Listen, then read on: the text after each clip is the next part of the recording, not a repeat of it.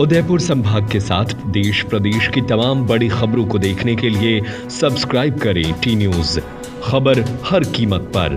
उदयपुर में सांसद डॉक्टर मन्नालाल रावत ने बुधवार को जनसुनवाई आयोजित कर आमजन की समस्याएं सुनी। बड़ी संख्या में लोग अपनी व्यक्तिगत और सार्वजनिक समस्याएं लेकर सांसद कार्यालय पहुंचे। जनसुनवाई के बाद मीडिया कर्मियों से बातचीत करते हुए सांसद रावत ने पिछले 1 वर्ष में मेवाड़ क्षेत्र में हुए विकास कार्यों की जानकारी साझा की। उन्होंने कहा कि मेवाड़ अंचल में कई ऐसी नदियां हैं जिनका बहाव सीधे समुद्र की ओर होता है, जिससे पीने और सिंचाई योग्य पानी बर्बाद हो जाता है। इसी संदर्भ में जाखम नदी का उल्लेख करते हुए उन्होंने बताया कि जब जाखम डैम भर जाता है तो उसका अतिरिक्त पानी समुद्र में चला जाता है।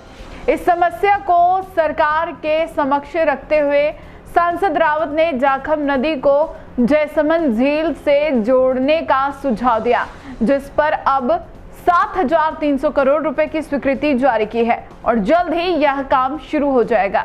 इसके अलावा सांसद रावत ने उदयपुर पिंडवाड़ा हाईवे पर लगातार हो रही सड़क दुर्घटनाओं को गंभीर चिंता का विषय बताया। उन्होंने कहा कि ऐसे दुर्घटना संभावित स्थलों को चिन्हित कर लिया गया है और वहां जल्द ही आवश्यक सुधार कार्य शुरू किया जाएगा ताकि दुर्घटनाओं पर रोक लगाई जा सके। 4 जून 2024 उदयपुर लोकसभा क्षेत्र के लिए, भाजपा के लिए और व्यक्तिगत मेरे अपने लिए इतिहास का दिन था।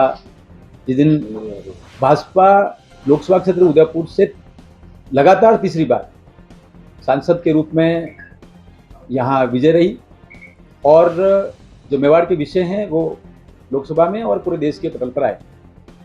मुझे लगता है कि इस पूरे 1 वर्ष में कुछ विषय थे जो जानकारी में थे, शोध अनुसंधान के दौरान और जनसंपर्क के दौरान ध्यान में आए, उन विषयों को आगे बढ़ाया।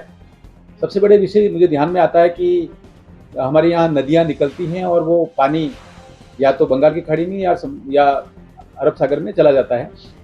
ऐसे ही एक नदी जाखम नदी है, वहाँ जब डैम भर जाता है उसके बाद पानी बह के समुद्र में चला जाता है। हमने मुख्यमंत्री जी के स्तर पर बात की कि जाखम नदी को जयसमंद के साथ कैसे जोड़ सकते हैं।